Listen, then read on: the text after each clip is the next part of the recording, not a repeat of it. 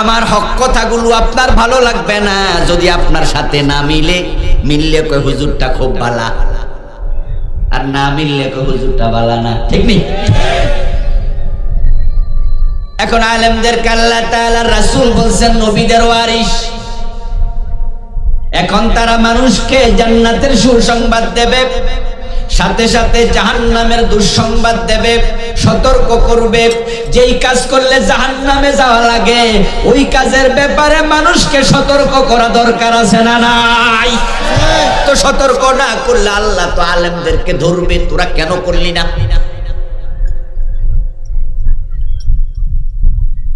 যোগের সাথে তাল মিলে কেন চললি? যেদিক থেকে বৃষ্টি আসে ওই দিকে ছাতা কেন ধরলি? এ মানুষরা তোদেরকে গালি দেবে, বকা দেবে, দাওয়াত দেবে না, তোদেরকে ধরে জেলে দেবে, আবার প্রয়োজনে তারা তাদের স্বার্থের জন্য জাকারিয়া নবীর মতো তোদেরকে হত্যা করবে। এগুলো ভয় পাইছস, তাই জাহান্নামের ব্যাপারে সতর্ক করস নাই। আমার হাজার হাজার বান্দা জাহান্নামে গেছে, তারা যে অন্যায়কারী ছিল, শিরিক করেছে, কুফরি করেছে, নেফাক করেছে, এটা তারা অনেকে বুঝতোই না। আরে ভাই, খারাপ শরীর নিয়ে ডাক্তারের কাছে গেলে ডাক্তার যদি রোগ ধইরা দিতে না পারে তাহলে এই ডাক্তার হইয়া লাভ কি? আপনি বোঝেন না আপনার শরীরটা কেমন জিমজিম করে? ইদানিং আপনার ক্ষুধা মন্দা, খুব দুর্বল দুর্বল অনুভব করেন, মাঝে মাঝে মাথা চক্কর দেয়।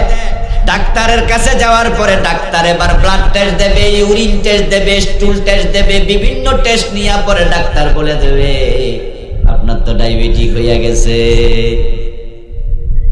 যদি আপনি শোনেন যে আপনার ডায়াবেটিস, এখন থেকে সতর্ক হওয়ার সুযোগ আছে না নাই? আপনি এখন থেকে সিদ্ধান্ত নেবেন আর চিনি খাওয়া যাবে না। এখন থেকে সকালবেলা আর ঘুমাবো না, ফজর পরে 2 কিলো হাঁটবো, এখন থেকে সতর্ক হব। এবার বলুন তো, আপনি যদি একটু সতর্ক হন, ডায়াবেটিক কন্ট্রোলে রাখার সুযোগ আছে না নাই? তা আলেমদের দায়িত্ব হলো আপনাদেরকে সতর্ক করা, বলা এই কাজ কুফর, এই কাজ শিরিক, এই কাজ নেফাক, এগুলো করলে ঈমান চলে যায়, এগুলো করলে দোজখে যাওয়া লাগে, এগুলো করলে আল্লাহ পিটাবে, মারবে, কঠিন আযাব দেবে।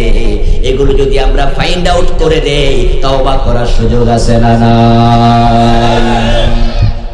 আপনি সতর্ক হবেন, তওবা করবেন, আপনিও জান্নাতের পথে চলে আসতে পারবেন। এই হলো আমাদের আলোচনার উদ্দেশ্য। এই জন্য আমরা কথা বলি, কিন্তু যখনই আমরা রাষ্ট্র নিয়ে কথা বলি তখন আপনারা কন না হুজুর এসব রাজনীতি করা দরকার নাই, এগুলো আমরা আসি, আমরা করব। আপনাদেরকে আনছি কোরআন হাদিসের কথা বলতে, এগুলো শুধু কোন। এবার আমি যদি বলি কোরআন হাদিসে কি রাজনীতি নাই? আছে, কিন্তু আমনে কইেন না। ও ভাই আমার, আপনার স্বার্থে লাগলে আপনি আর আজরের মতো হয়ে যান, আবু জেহেলের মতো হয়ে যান। এই চরিত্র নিয়ে মরলে আবু জেহেলের সাথে জাহান্নামী হওয়া লাগবে। তাই আপনি আমাকে বলবেন, আলেমদেরকে বলবেন, হুজুর দ্বীনের কোরআনের যত আছে কথা বলতেই থাকেন, বলতেই থাকেন। ডাক্তারের কাছে গেলে ডাক্তার টেস্ট দিয়েছে 2টা 3টা 4টা, ওই টেস্ট গুলো আপনি মন মতো করেন না, ডাক্তারের সাজেশন মতো করা লাগে, ঠিক না? ডাক্তার তারপরে দেখে আবার কোনটা সমস্যা ফাইন্ড আউট করে তারপরে সাজেশন দেয়, নতুন করে প্রেসক্রাইব করে। ওই প্রেসক্রিপশন ফলো করলে আপনি একটু ভালো থাকতে পারবেন। এখন জান্নাত কিভাবে যাওয়া লাগবে, জাহান্নাম থেকে কিভাবে বাঁচা লাগবে, এই সমস্ত বিধান আল্লাহর কোরআনে আছে না নাই? তার মাঝে জাহান্নামী হবে যারা, আজকে তাদের একটা গ্রুপ নিয়ে কথা বলবো, তারা হলো মুনাফিক। পৃথিবীতে মানুষ আছে মোট প্রায় 800 কোটি। এই 800 কোটি মানুষ 4 দলে ভাগ হয়ে গেছে। তার মাঝে জান্নাতে যাবে মাত্র 1 দল, আর জাহান্নামে যাবে বাকি 3 দল। 1 নাম্বার দলের নাম হলো মুলহিদ, জাহান্নামী, যাদেরকে বাংলায় বলে নাস্তিক, যারা আল্লাহর অস্তিত্বই স্বীকার করে না এমন কিছু লোক আছে না নাই? যেমন তসলিমা নাসরিন, নাম শুনছেন?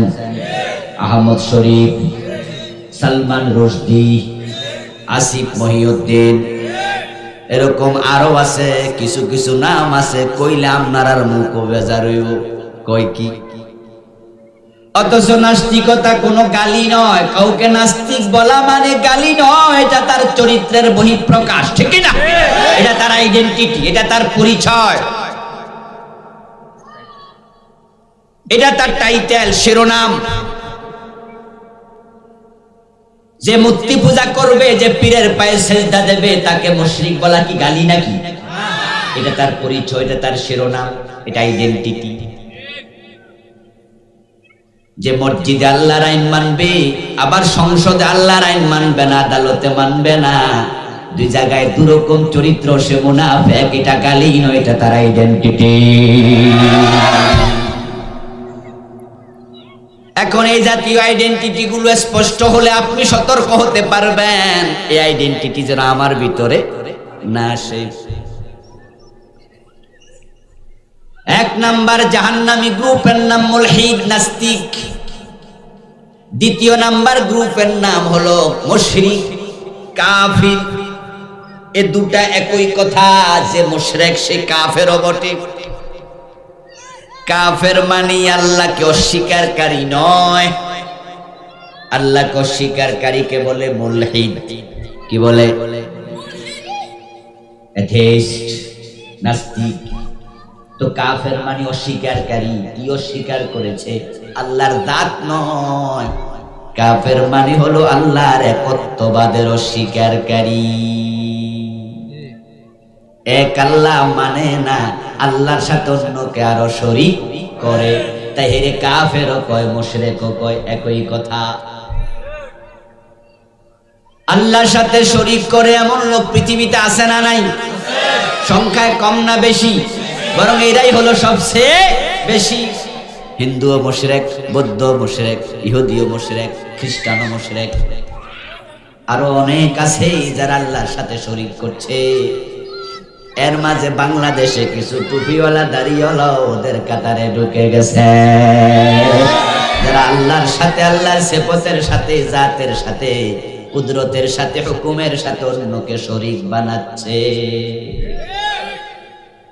এটা হলো দ্বিতীয় গ্রুপ।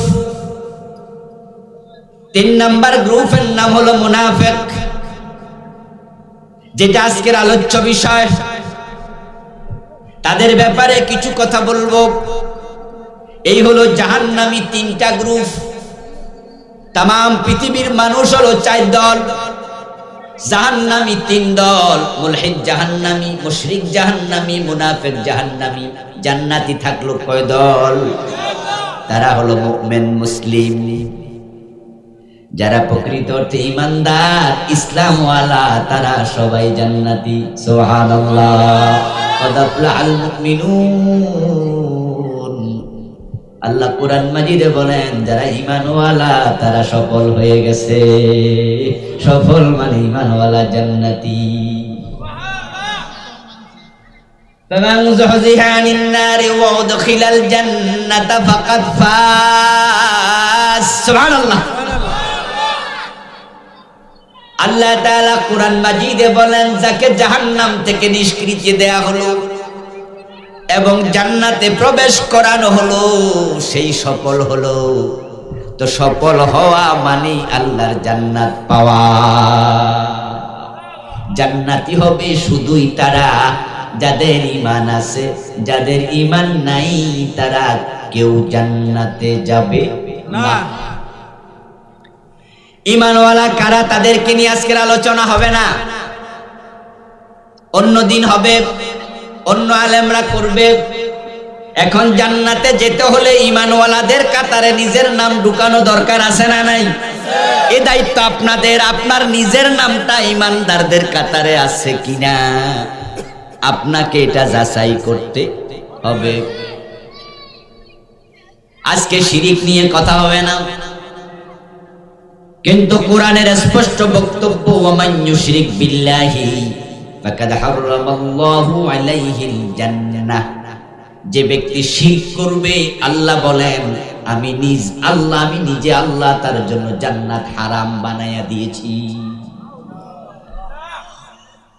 মুশরিকের জন্য জান্নাত হারাম বানাইছে কে?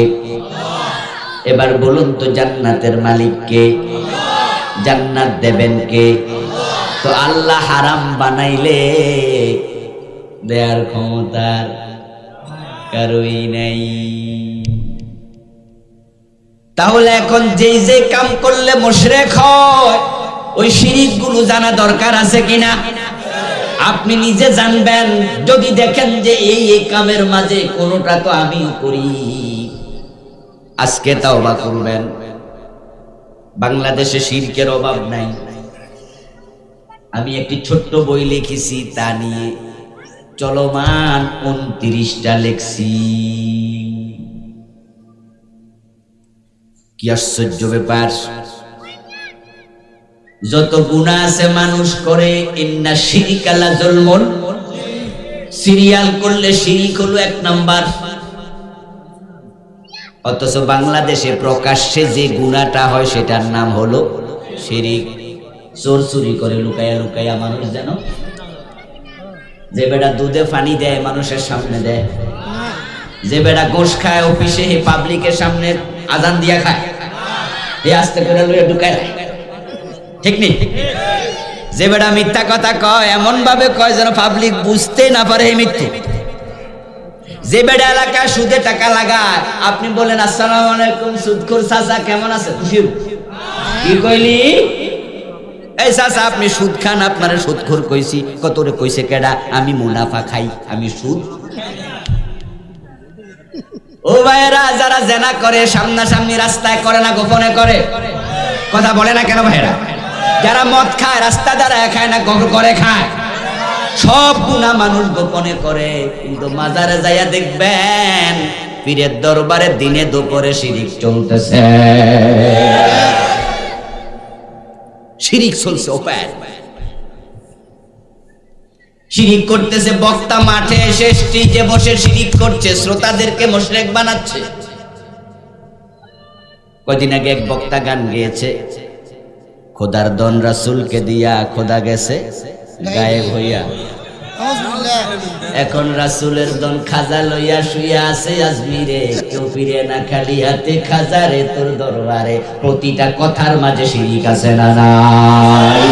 ওটা গোপনে কইছে না প্রকাশ্যে, হাজার হাজার মানুষের সামনে।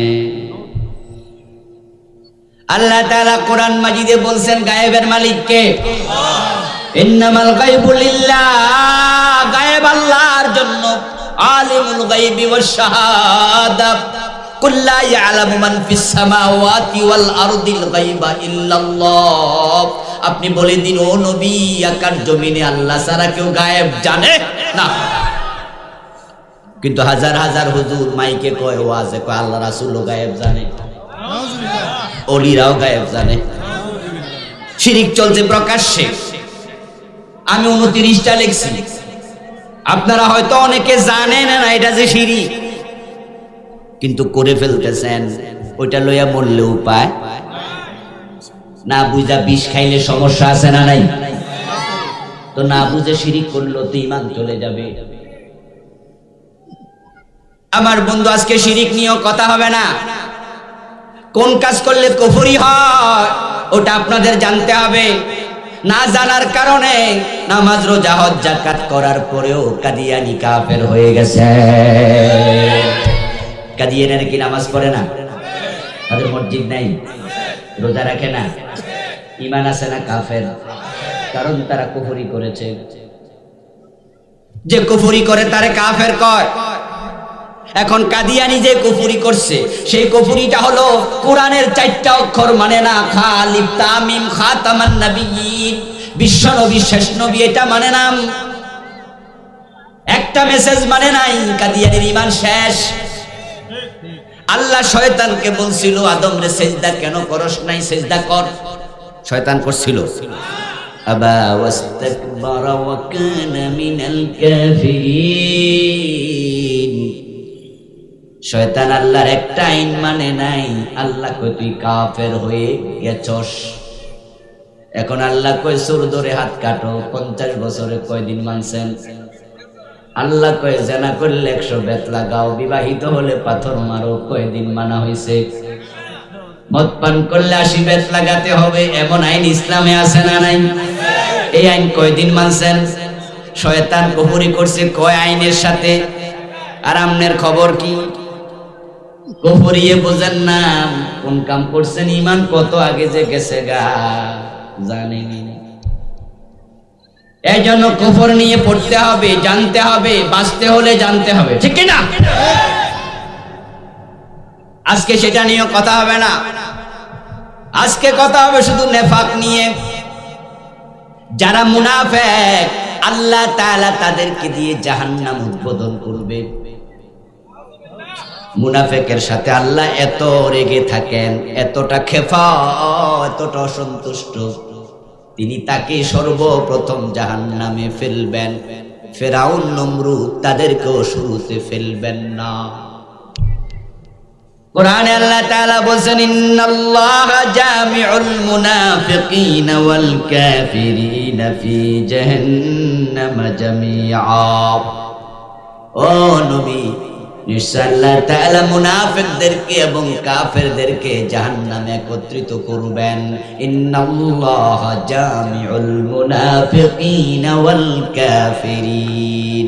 শুরু করছে কারে দিয়া? ওয়াদাল্লাহুল মুনাফিকিনা ওয়াল মুনাফিকাতি ওয়াল কুফারা নার জাহান্নাম। وعد الله المنافقين والمنافقات والكفار شروع کے ان المنافقين في الدرك الاسفل من النار নিশ্চয় মুনাফিকরা থাকবে জাহান্নামে সবার নিচে। এটাই তো স্বাভাবিক। যদি আমরা কোনো বোতলে মার্বেল ফেলি তাহলে সবার নিচে থাকবে সেটাই যেটা সবার আগে ফেলা হয়েছে। মুনাফিক সবার নিচে থাকবে, কারণ মুনাফিক আল্লাহ তাআলা সবার আগে ফেলবেন। মুনাফিক যারা আল্লাহ তাআলা তাদের উপরে খুব বেশি অসন্তুষ্ট। তিনি কোরআনে বলেন খালিদিনা ফিহা হিয়া হাসবুহুম। মুনাফিকরা জাহান্নামে যাবে, চিরকাল থাকবে, এটা তাদের জন্য এনাফ। ওয়ালাআনাহুমুল্লাহ। আবার আল্লাহ কয় মুনাফিকদের উপরে আমি আল্লাহ নিজে অভিশাপ দেই।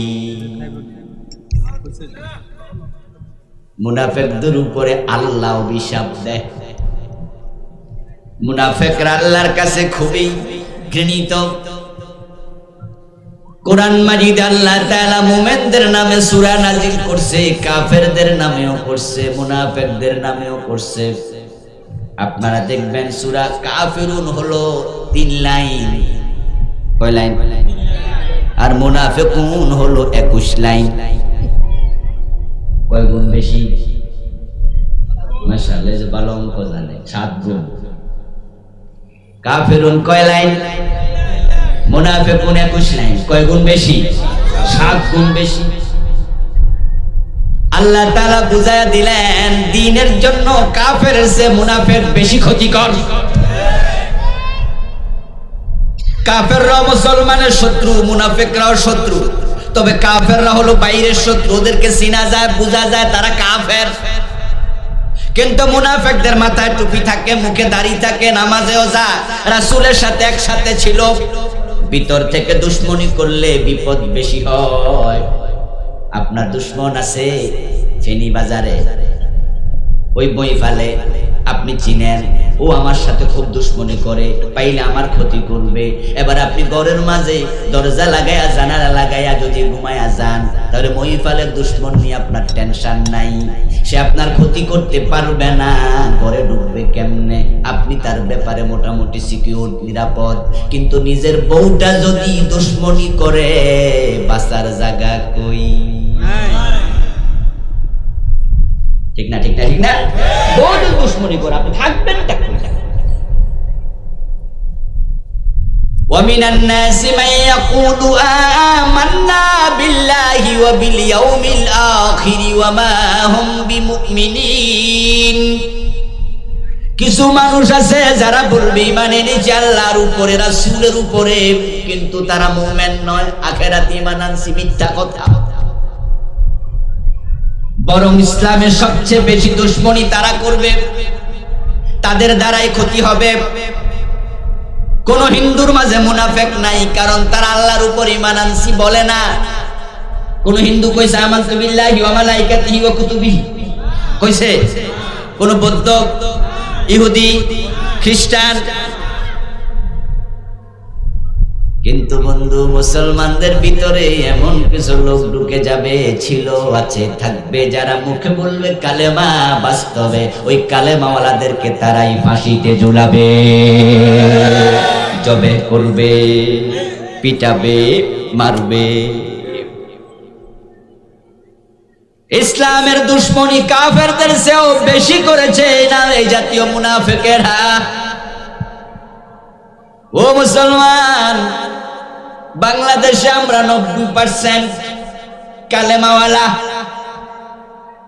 জুমার দিন দোতলা, তিনতলা, চারতলা মসজিদও জায়গা হয় না মুসল্লি আর মুসল্লি। ঢাকা শহরে মাঝে মাঝে দেখা যায় জুমা মসজিদের পাশে রাস্তা, ওই রাস্তাতেও মুসল্লির জায়গা ধরে। কত নামাজি ঈদের জামাতে গেলে দেখা যায় বিশাল ঈদের জামাত। ঢাকা শহরে 3বার 4বার জামাত। 90% মুসলমানের দেশে কোরআন কই, কোরআনের বিধান কই, রাসূলের সুন্নাহ কই, সুন্নাহর আইনগুলো কই। 90% মুসলমানের দেশে তো চোর ধরে জেলে দেওয়ার কথা ছিল না, আল্লাহর কোরআনের আলোকে চোর ধরে হাত কাটার কথা ছিল। চোর ধরে হাত কাটো এমন আইন কোরআনে আছে না নাই? তো ব্রিটিশরা আইন করেছে চোর ধরে জেলে দাও, আর আমার আল্লাহ আইন দিছে চোর ধরে হাত কেটে দাও।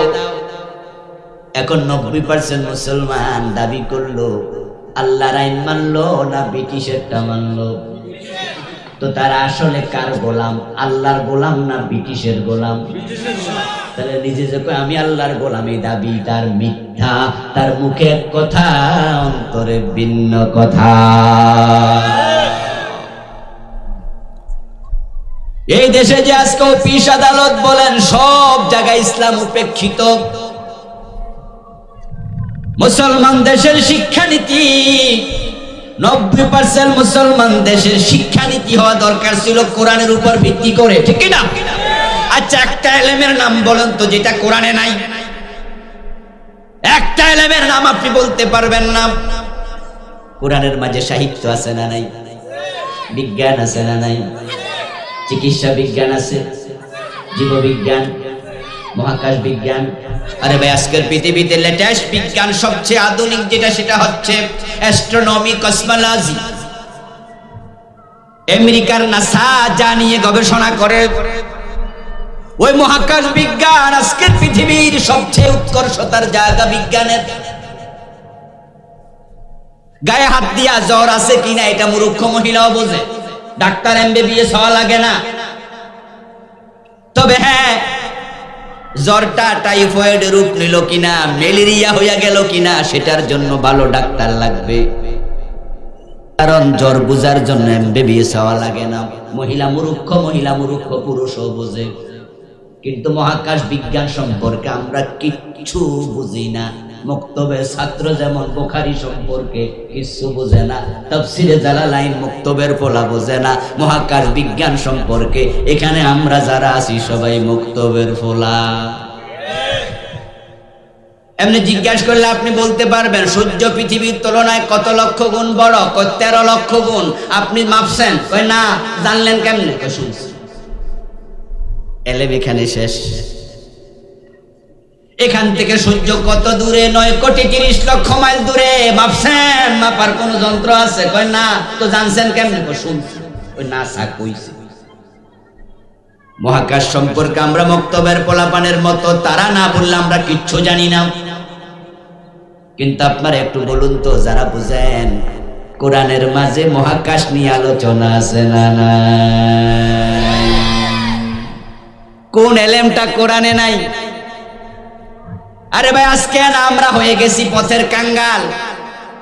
আজকে আমাদের কাছে বিজ্ঞানের কিছু নাই, কিন্তু পিছনে গিয়ে দেখেন চিকিৎসা বিজ্ঞানের জনক মুসলমান আজকে যে বিশাল 100-200 তলা বিল্ডিং বানাচ্ছে, এই যে ডিজাইন করেছে, এগুলোর খারেজিমি, আলকিন্দি, রোশ, এই যে আমাদের যত বিজ্ঞানের দিক আছে, জ্যামিতি আসেনি?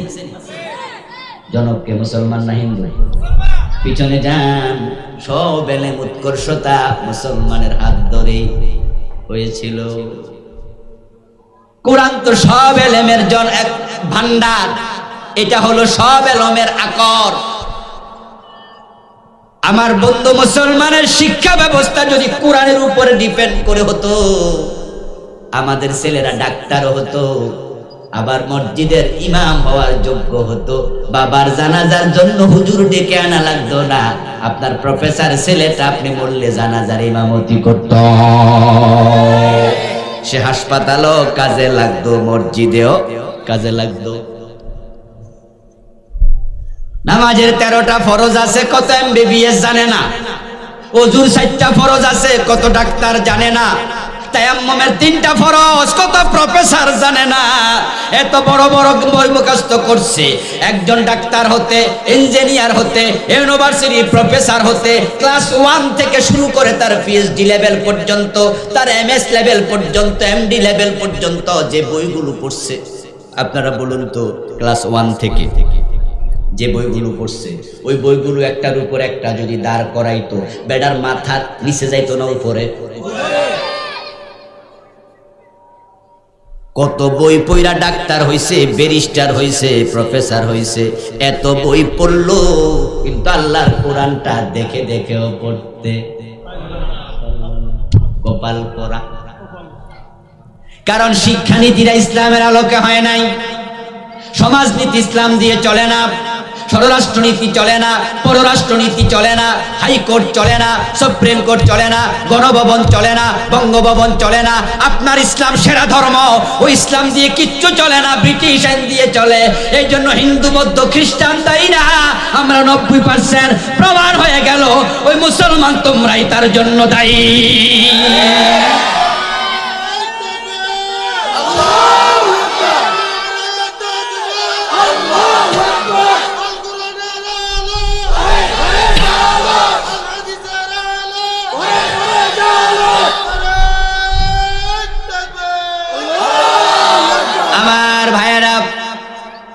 মুসলমানদের মাঝে অধিকাংশের চরিত্র হলো তারা মুখে কোরআনের কথা বলে, আল্লাহর কথা বলে, মূলত তাদের হৃদয়ের মাঝে আল্লাহ এবং কোরআন নেই। আর মুনাফিক তো তারাই, ইন্নাহুম ইয়াকুলুনা মা লা ইয়াফআলুন। আমি সংক্ষেপে মুনাফিকের চরিত্রগুলো বলে যাব, ডিটেইলস বলার সময় হবে না। আপনাকে প্রিয় ভাই কি বলছি, আপনি আয়নার সামনে দাঁড়ায়া যেমন খুঁটে খুঁটে নিজের দাঁত দেখেন, কোন জায়গায় ময়লা, চেহারা দেখেন, চুল দেখেন, কোন জায়গায় ঝামেলা আছে, তারপরে সুন্দর কইরা মুছে টুছে বাজারে যান। আমি কিছু কোরআন হাদিস থেকে কিছু চরিত্র বলবো মুনাফিকের, আপনি নিজের সাথে মিলাবেন। যদি আপনার সাথে মিলে যায়, আজকে তাওবা করে বাড়ি যাওয়া লাগবে, না হয় চরিত্র নিয়ে মারা গেলে আপনি জাহান্নামে সবার নিচে থাকবেন। মুনাফিকরা হবে দ্বিমুখী, তারা মুমিনদের কাছে এসে মুমিন সাজবে, শয়তানের কাছে গিয়ে শয়তান সাজবে। ইযা লাকুল্লাযীনা আমানু ক্বালু আমান্না, তারা মুমিনদের দরবারে মাহফিলে আসবে, মাহফিলে এসে আপনার ভাবটা এমন হবে, কথা বলার ঢং এমন হবে, আপনি আসলে সত্যি একজন মুমিন। আসলে আপনি যা বলছেন মনে হয় যেন আপনার মতো ফাক্কা মুমিন কে আছে, এই মিয়ারা আবুল কালাম আজাদ বাসার আইছে কেন? তারেক মনোয়ার কই? পয়সা একটু বেশি লাগে, আমি দিলাম 1 লাখ। আগামীবার আরো বড় হুজুর আনিও। আপনারা কোন জিন্দাবাদ। মনে হয়েছে দিনের কত বড় হিতাকাঙ্ক্ষী, কিন্তু পরের দিন মমতাজ বেগমের গানও 2 লাখ টাকা দিয়ে দেয়। এই লোকটাই ওখানে গিয়ে আবার কয় মমতাজ বেগম আইসে, রুনালালা কই? আরো বড় গায়িকা আনলে অসুবিধা কি? আমি আসি না, 3 লাখ লাগলে দিমুনি। একই ব্যক্তি মাহফিলেও টাকা দেয়, গানেও দেয়। একই ব্যক্তি ওয়াজেও যায়, সিনেমা হলেও যায়। একই ব্যক্তি আল্লাহর পক্ষে কথা বলে, আবার ব্রিটিশের পক্ষে কথা বলে। একই ব্যক্তি মসজিদে আল্লাহকে মানে, আদালতে মানতে চায় না। যারা দ্বিমুখী তারাই মুনাফিক। দ্বিমুখী হওয়া যাবে না। আপনি বলবেন যে হুজুর আপনি তো আর দেশ চালান না, আপনি বুঝবেন কেমনে? আমি এলাকার মেম্বার, আমি চেয়ারম্যান, আমি কমিশনার, আমি এমপি, আমি মন্ত্রী। আমার ভোটার মাহফিলে যেমন আছে, মমতাজ বেগমের গানেও আমার ভোটার আছে। তাই এখানে 1 লাখ দিছি, ওখানে 2 লাখ দিছি। এর কারণ ভোটার ওইখানে একটু বেশি। এই জন্য আমি 2 জায়গায় গেছি হুজুর। আমি আপনাকে বলবো, ইসলাম আপনাকে অনুমতি দেয় নাই। ও প্রিয় নেতা ভাই, আপনাকে বলছি, আপনি যদি সত্যিকার নেতা হন, আপনি ভোটের জন্য গানে তো যাবেনই না, বরং ইমানের কারণে আপনি গানগুলোকে বন্ধ করে দেবেন। আপনি বলবেন এলাকার আমি নেতা থাকতে গানের অনুমতি নাই, আগামীবার তোরা ভোট দিলে দিবি, না দিলে নাই। একসাথে আল্লাহরেও খুশি রাখবেন, শয়তানরেও খুশি রাখবেন, 2 কাম চলবে না। মুখে যা আছে অন্তরের সাথে মিলাবেন, বাস্তব জীবনে মিলাবেন। মুখে একটা, অন্তরে আরেকটা, এটা মুনাফিকদের চরিত্র। আল্লাহ নিজে বলেছেন, ইন্নাহুম ইয়াকুলুনা মা লা ইয়াফালুন। এইজন্য যেখানে দেখবেন আপনি তাকে প্রশংসা করা লাগে, তাকে ভালো বলা লাগে, বাস্তবে লোকটা ভালো নয়, আপনিও তাকে ভালোবাসেন না, প্রয়োজনে চুপ থাকুন, না হয় সেখান থেকে কেটে পড়ুন। কিন্তু মুখে একটা, অন্তরে আরেকটা, এটা বলবেন না। যদি বলেন তাহলে অন্তরে ঝামেলা। মুনাফিকদের আরেকটি চরিত্র হলো, মুনাফিকরা কোরআনের আইনের কথা শুনলে তাদের চেহারা কালো হয়ে যাবে। আল্লাহ তাআলা নিজে বলেছেন, আলাম তারা ইলাল্লাযীনা ইয়াজউমুনা আন্নাহুম আমানু বিমা উনজিলা ইলাইকা ওয়া মা উনজিলা মিন ক্বাবলিক ইউরিদুনা আন ইয়াতাহাকামু ইলাত তাগুত। ও আমার প্রিয় নবী, আপনি লক্ষ্য করে দেখবেন আপনার উম্মতের মাঝে এমন কিছু লোক, যেই লোকগুলো দাবি করবে আমরা কোরআন বিশ্বাস করি এবং কোরআনের আগে যে কিতাব নাজিল হয়েছে সেগুলোর উপর আমরা ঈমান এনেছি। কোরআন মানেন? কয় জি। ওরে বাবা, মানেন? কয় জি। আল্লাহ কয় পরে কমু কোরআনের কাছে আসো, কোরআন দিয়া বিচার করি। এবার কয় না না, এসে ব্রিটিশ আইন বালা। ইউরিদুনা আন ইয়াতাহাকামু ইলাত তাগুত। এই লোকগুলো কোরআন মানে, মুখে বলে, কিন্তু যখন বিচার ফয়সালার প্রসঙ্গ আসে তখন তারা কোরআনের কাছে যায় না, তারা তাগুতের কাছে যায় এবং যুক্তি দেয়, বলে আচ্ছা কোরআন মানি, কোরআন ঠিক আছে, কিন্তু কিন্তু কি কিন্তু? চোর ধরে যদি হাত কেটে দেয়, চোর বেটা ভাত খাইব কি দিয়া? 1400 বছর আগের বর্বরচিত আইন, নাউযুবিল্লাহ। হাত কাটা দিলে চোর বেটা ভাত খাবে কি দিয়ে? মানবতার দোহাই দিচ্ছে, মানবতার দরদি সাজতেছে। এই বেটার কারণে এলাকার লাখ লাখ লোক আরামে ঘুমাইতে পারে না, ওইটা খেয়াল করে না। চোরের জন্য মায়া কান্না কেন রে? দেহের কোন অঙ্গে যদি বিস্ফোট হয়, ক্যান্সার হয়, ওই অঙ্গটা দেহের চিকিৎসার প্রয়োজনে কেটে ফেলতে রাজি হওয়া লাগে।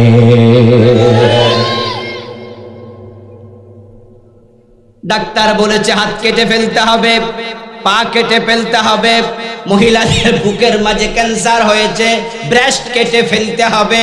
তখন চিকিৎসা করতে যাইয়া প্রয়োজনে রাজি হওয়া লাগে। যেই চোরের কারণে পুরো এলাকায় শান্তি বিনষ্ট হয়ে গেছে, শান্তির সাথে চোরগুলোর হাত কেটে দিতে হবে।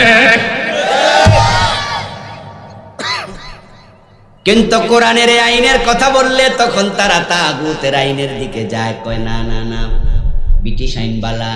কারণ ব্রিটিশ আইন কেন ভালো, এর কয়েকটা কারণ আছে। এক নাম্বার কারণ, ওনারা যে চোরের ব্যাপারে মানব দরদি সেজেছে, চোরের পক্ষে কথা বলে, চোরের ব্যাপারে হাত কাটলে টেনশন করে, আসলে টেনশনটা ওই এলাকার অন্য চোরের জন্য নয়, নিজে তো আয়নার সামনে দাঁড়াইলে চোর দেখতে পায়, মূলত সেজন্য। অথবা চোর ওনার খালতো ভাই, শাস্তো ভাই, ফুফাতো ভাই, নিজের দলের লোক, ঠিক কিনা? হাত কাটলে নিজেদের গায়ে পড়বে। এখন চোর ধরে যদি জেলে দেওয়ার আইনটা থাকে, যেটা ব্রিটিশরা করেছে, এটা ভালো, কারণ ওনারাও জেলখানায় ডুববে, কোনো অসুবিধা নাই। টাকা থাকলে জেলখানাতে শ্বশুর বাড়ির আদরও পাওয়া যায়। জেলখানায় নাকি বউ নেওয়া যায়। আর বউ কি খারাপ জিনিস নাকি? নাউজুবিল্লাহ, কি আছে? জেলখানায় পয়সাওয়ালারা বউ পর্যন্ত বাড়ি থেকে নেয়, অন্যের বউ না, নিজের বউর কথা বলছি। এই জাতীয় সুযোগ যদি সরকার দেয় আমাদের আপত্তি নাই। জেলখানার কয়েদিদেরকে 6 মাস পরে পরে বউয়ের সাথে মিলতে দেবে, বাড়িতে মোবাইলে কথা বলতে দেবে, জেলখানার কয়েদিদেরকে সেখানে ট্রেন আপ করবে, জেলখানার কয়েদিদেরকে নামাজি বানাবে, জেলখানার কয়েদিদেরকে চরিত্রের সবক দেবে, জেলখানার কয়েদিদেরকে কোরআন মুখস্থ করতে বলবে।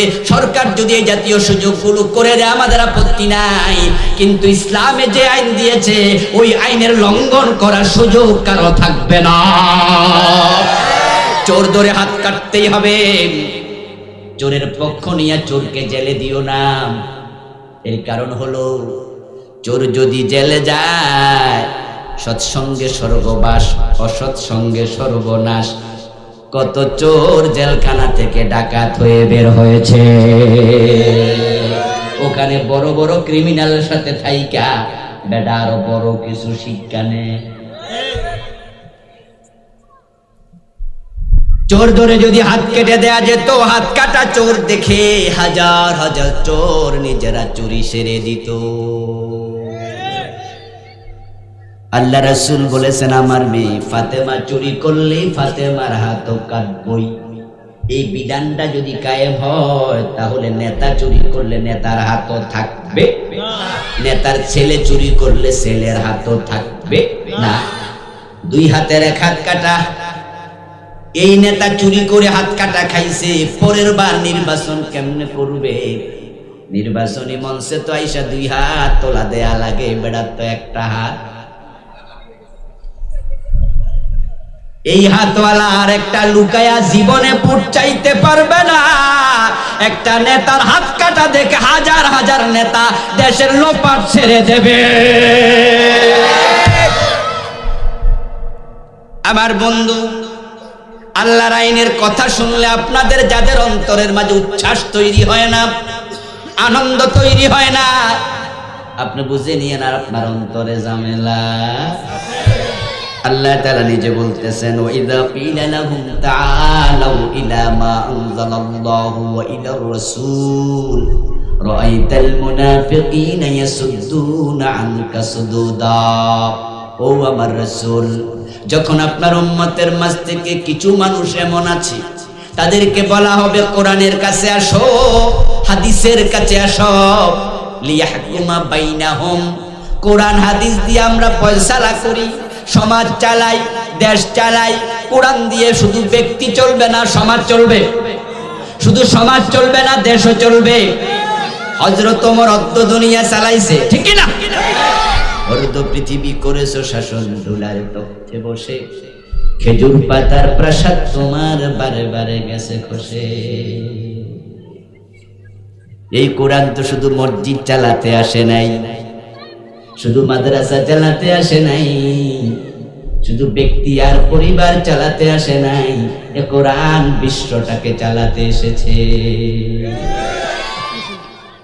হ্যাঁ নবী, আপনি যখন বলবেন আসো কোরআন দিয়ে সমাজ দেশ বিশ্ব চালাই, রাআইতাল মুনাফিকিনা ইয়াসুদ্দুনা আনকা সুদুদা, তখন দেখবেন যারা মুনাফিক তারা আস্তে করে পাশ কেটে চলে যাবে। তারা নামাজের কথা বললে কয় জি, রোজার কথা বললে কয় আসি, হজে যাইবানি কয় জি, আসো কোরআন দিয়ে সমাজ চালাই দেশ চালাই কয় এত ঝামেলায় আমি নেই।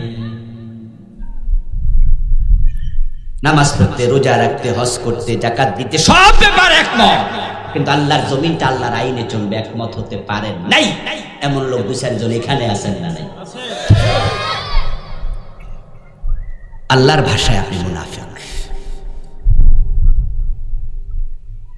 হিন্দু সিনার জন্য ভারতে যাও, বৌদ্ধ সিনার জন্য চায়নায় যাও, ইহুদি সিনার জন্য ইসরায়েল যাও, খ্রিস্টান সিনার জন্য আমেরিকায় যাও, মুনাফিক সিনার জন্য বাংলাদেশে আসো। অভাব। এজন্য প্রিয় নবী বলছেন ইয়াতি আলান নাসি জামান ইয়াজতামিউনা ফিল মাসাজিদ লাইসা ফীহি মুমিন। আল্লাহর হাবিব বলেন এমন একটি জামানা আসবে যে জামানার মানুষগুলো জামাতের সাথে নামাজ পড়বে কিন্তু ঈমানওয়ালা থাকবে না। কোরআনের কিছু মানবেন কিছু মানবেন না, সুবিধাবাদ জিন্দাবাদে মুমিন হওয়া যায় না। মুনাফিকের আরেকটি চরিত্র হলো মুনাফিক জিহাদের কথা শুনলে তার চেহারা কালো হয়ে যাবে। ইসলামে জিহাদের কিছু আলোচনা আছে না নাই? কোরআন হাদিসের মাঝে জিহাদের আলোচনা আছে। জিহাদ এমন একটা ইবাদত যেটা কখনো নফল হয় না, সুন্নত হয় না, ওয়াজিব হয় না, বরং জিহাদ হলো ফরজ। কখনো ফরজে আইন, কখনো ফরজে কিফায়া। জিহাদ ফরজের নিচেই নামে না। এই যে রোজার মাস আসতেছে, একটা আয়াত খুব বেশি আলোচনা হবে, কুতিবা আলাইকুমুস সিয়াম। হবে না? হবে না? বাংলা অর্থ কি? ইয়া আইয়ুহাল্লাযীনা আমানু কুতিবা আলাইকুমুস সিয়াম। ও ঈমানদারেরা, তোমাদের উপর রোজা নফল করা হয়েছে, ওয়াজিব করা হয়েছে। কুতিবা মানে কি? আই ফরদা, ফরজ। কুতিবা মানে কি? কুতিবা মানে কি? কুতিবা আলাইকুমুল কিতাল। আল্লাহ ওই কোরআনে বলে ও মুসলমান, তোমাদের জন্য জিহাদ ফরজ করা হয়েছে। আল্লাহর নবী সাহাবারা জিহাদে গেছে, রাসূল নিজে 27 যুদ্ধে সেনাপতি ছিল, কিন্তু যারা মুনাফিক ছিল জিহাদের কথা শুনলে তারা পলায়া যেত। আব্দুল্লাহ ইবনে উবাইকে প্রিয় নবী উহুদের যুদ্ধের দিন 300 মুজাহিদের লিডার বানায়া দিছে। আব্দুল্লাহ ইবনে উবাই অর্ধেক পথ থেকে 300 জন লইয়া পলায়া গেছে। আমার ভাইয়ারা, আজকের বাংলাদেশেও একদল লোক জিহাদ এবং জঙ্গিবাদ দুটাকে একাকার করতে চায়। জিহাদের কথা বললে তারা জঙ্গির গন্ধ খুঁজতে শুরু করে, অথচ জিহাদ এবং জঙ্গিবাদ এক হতে পারে না। জঙ্গিবাদ ইসলামে হারাম, জিহাদ করা ইসলামে ফরজ। দুটা দু জিনিস। শায়েখ আব্দুর রহমান বাংলা বাই যা করছিল এটার নাম জিহাদ নয়। কোন নিরীহ মানুষকে হত্যা করার অনুমতি ইসলামে নাই। সিনেমা হলে বোমা মারা যাবে না, আদালতে বোমা মারা যাবে না, নিরীহ মানুষকে বোমা মেরে হত্যা করা যাবে না। জিহাদ মানে নিরীহ মানুষ মারা নয়। জিহাদ মানে হলো অন্যায় যেখানে প্রতিরোধ সেখানে। জিহাদ শুরু হবে অন্তর থেকে, মুখ থেকে, শেষ হবে তলোয়ার হাতে নিয়ে। সমাজের অন্যায় প্রতিরোধের জন্য প্রয়োজনে সাহাবাদের মতো তলোয়ার হাতে নিতে হবে। কিন্তু জিহাদের কথা শুনলে যাদের ভালো লাগবে না, কোরআন থেকে শুনুন আল্লাহ কি বলে, ফাইদা উনজিলাত সূরাতুম মুহকামাতুন ওয়া যুকিরা ফিহাল কিতাল। ও নবী, যখন নতুন করে সুস্পষ্ট কোন বিধান নাজিল হয় জিহাদের ব্যাপারে, রাআইতাল্লাযীনা ফি কুলুবিহিম মারাদ, যাদের অন্তরে নেফাক আছে, রোগ আছে, ইয়ানজুরুনা ইলাইকা নাযারাল মাগশিয়্যি আলাইহি মিনাল মাউত, তখন তাদের চেহারার মাঝে এমন একটা অবস্থা তৈরি হয়, মনে হয় তারা আজরাইলকে দেখতেছে। জিহাদের কথা শুনলে মন মইরা যায়,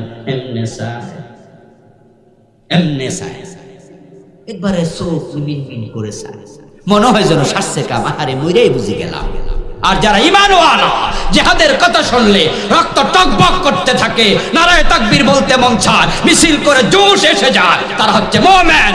যাদের অন্তর চুপসে যায় তারা মুনাফিক।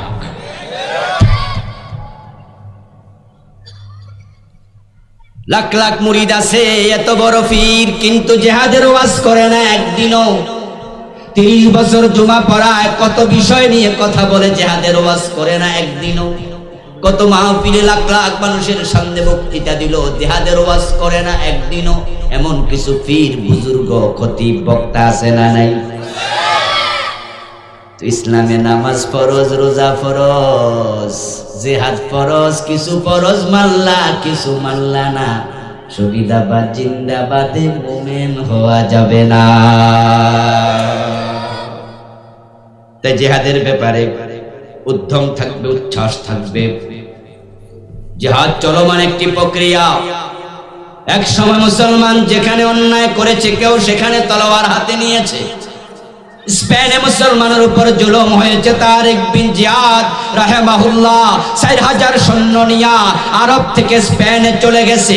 700 বছর স্পেনে কালেমার পতাকা উড়েছে, কিন্তু পাশের রাষ্ট্র মায়ানমার মুসলমান কচুকাটা করা হয়েছে। আমরা বাংলাদেশে 15 কোটি মুসলমান নাকে তেল দিয়ে ঘুমাইছি, ভারতে 25 কোটি মুসলমান নাকে তেল দিয়ে ঘুমাইছে। তুরস্ক, কাতার, ইয়ামান, সৌদি আরব, টাকার অভাব নাই, অস্ত্রের অভাব নাই, উনারা সবাই নাকে তেল দিয়ে ঘুমায়। তবে একটা কাম সবাই করছে, আল্লাহ তুমি সাহায্য করো। আল্লাহ কয় জিনা সব আমি করলে তোমরার কামটা কি?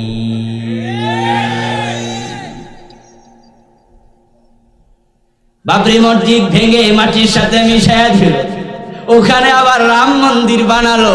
আমরা সবাই শুনছি আর কইছে আল্লাহ সাহায্য করো। আল্লাহ কয় জিনা।